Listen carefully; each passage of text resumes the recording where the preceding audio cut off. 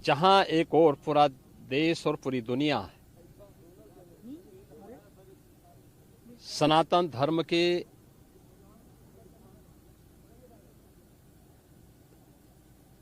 इस सबसे बड़े आयोजन का साक्षी बनकर के गौरव की अनुभूति कर रहा है, प्रफुल्लित है, वहीं दूसरी ओर सनातन धर्म के खिलाफ सपारी लेकर के षड्यंत्र करने वाले तत्वों के द्वारा लगातार शरारत पे शरारत करते हुए झूठ के और असत्य के नित नए प्रतिमान भी गढ़े जा रहे हैं।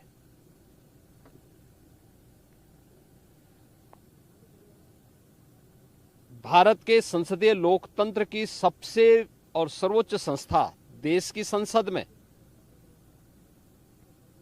कांग्रेस अध्यक्ष से मल्लिकार्जुन खड़गे और समाजवादी पार्टी के अध्यक्ष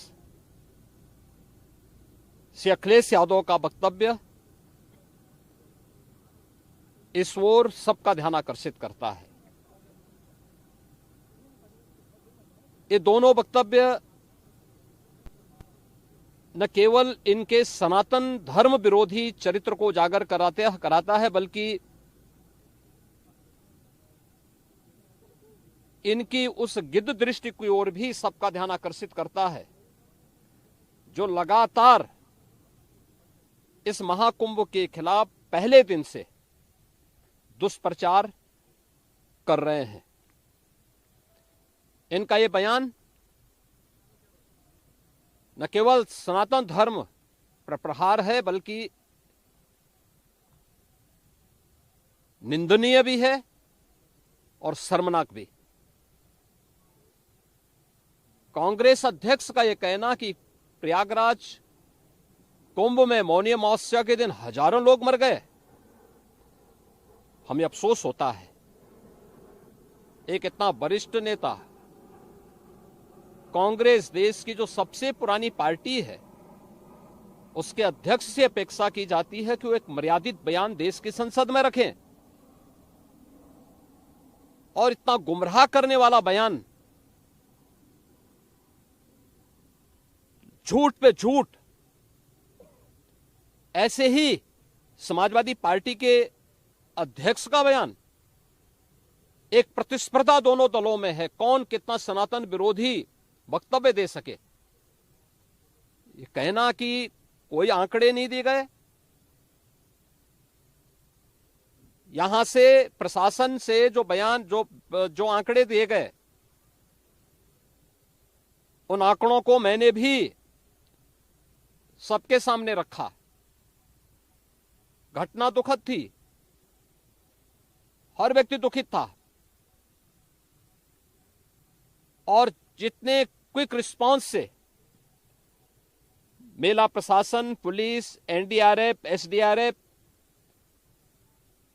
सिविल डिफेंस, इन सब ने मिलकर के घायलों को हॉस्पिटल पहुंचाने का काम किया, अपने आप में एक मिसाल है। करोड़ों लोग प्रयागराज में उस दिन उपस्थित थे।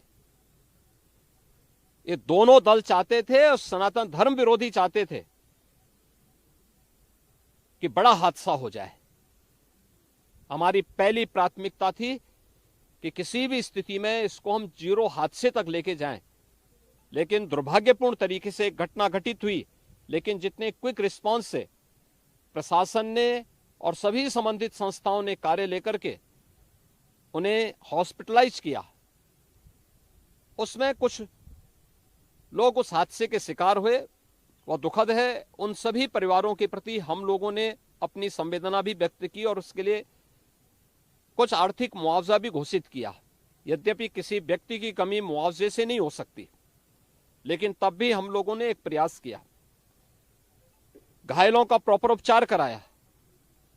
वे सभी घायल आज भी कुछ प्रयागराज मेडिकल कॉलेज में हैं, बाकी अपने परिवार के सदस्यों के साथ चले गए हैं मैंने भी, मेरे साथ मेरे मंत्रियों ने भी, प्रशासन ने भी, प्रदेश के मुख्य सचिव ने भी, प्रदेश के डीजीपी ने भी उन सभी लोगों से मुलाकात की थी।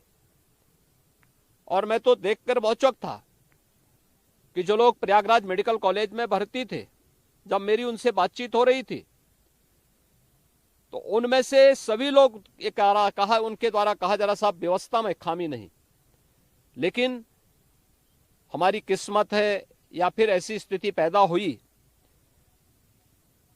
और उनके सभी पहलुओं को लेकर के सरकार भी जांच करा रही है और उसके लिए एक न्यायिक कमीशन भी हमने तत्काल गठित किया। लेकिन हमारी पहली प्राथमिकता थी कि जो ये लगभग 8 से 9 करोड़ लोग प्रयागराज में उपस्थित हैं, इन्हें सुरक्षित उनके घरों के लिए वापस भेजना। इन दोनों दलों और सनातन धर्म विरोधी उन सभी लोगों के वक्तव्य, जो लोग ये गुमराह करने वाले वक्तव्य दे रहे हैं कि लाखों लोगों ने स्नान नहीं किया, सरासर गुमराह करने वाला है। ये वक्तव्य देना कि कोई अमृत स्नान या साय स्नान नहीं हुआ, ये भी गुमराह करने वाला वक्तव्य है और सनातन धर्म की अवमानना ही नहीं, बदनाम करने की साजिश का एक हिस्सा है। कोई परंपरा बाधित नहीं हुई। मौनी अमावस्या का स्नान पहले दिन सायकाल 7:30 बजे से प्रारंभ हो गया था और अगले दिन पूरे दिन भर देर सायकाल तक मौनी अमावस्या का मुहूर्त था। स्वाभाविक रूप से अखाड़ों ने हादसे के तत्काल बाद मेला प्राधिकरण के साथ बातचीत करके अपने स्नान को स्थगित किया था कुछ देर के लिए। और फिर जब मेरी उनसे बातचीत हुई दोपहर के बाद, सभी अखाड़े और पूज्य संतजन, आचार्य महामंडलेश्वर, वे इस स्नान का हिस्सा बने और वही परंपरागत तरीके से सभी स्नान भी हुए। इस महाकुंभ में 3 अमृत स्नान थे, मकर संक्रांति, मौनी अमावस्या और बसंत पंचमी। इन तीनों में अमृत स्नान हुए जिसमें सभी अखाड़े भागीदार बने। पौष पूर्णिमा से आयोजन प्रारंभ हुआ। समाजवादी पार्टी के अध्यक्ष का यह वक्तव्य भी कि सरकार ने 100 करोड़ की घोषणा की थी, मुझे लगता है कि उनको बयान थोड़ा पढ़ना चाहिए। ये लोग 12 बजे सो करके उठने वाले लोग हैं। कार्यालय स्टाफ जिस प्रकार का इन्हें नोट बना करके देता है, ये उस प्रकार का वक्तव्य बना करके सामने प्रस्तुत करते हैं और फिर उसके अनुसार उसको लीडर के रूप में नहीं बल्कि एक रीडर के रूप में सबके सामने उस वक्तव्य को पढ़ करके अपनी जगहंसाई करते हैं और राजनेताओं की भी जगहंसाई करते हैं। यही स्थिति इन्होंने, मैंने बार बार कहा कि महाकुंभ में 40 से 45 करोड़ श्रद्धालु इस पूरे महाकुंभ के आयोजन में भागीदार बनेंगे। और मुझे बताते हुए ये भी प्रसन्नता है कि पिछले 22 दिन के अंदर इस महाकुंभ में 38 करोड़ श्रद्धालु अब तक यहां आ चुके हैं। अगले 22-23 दिन तक यह आयोजन और चलेगा। इन 22 दिनों के अंदर भी श्रद्धालुओं के आने की पूरी वो है। आज भी आप देख रहे होंगे, कल बसंत पंचमी अंतिम अमृत स्नान संपन्न हुआ।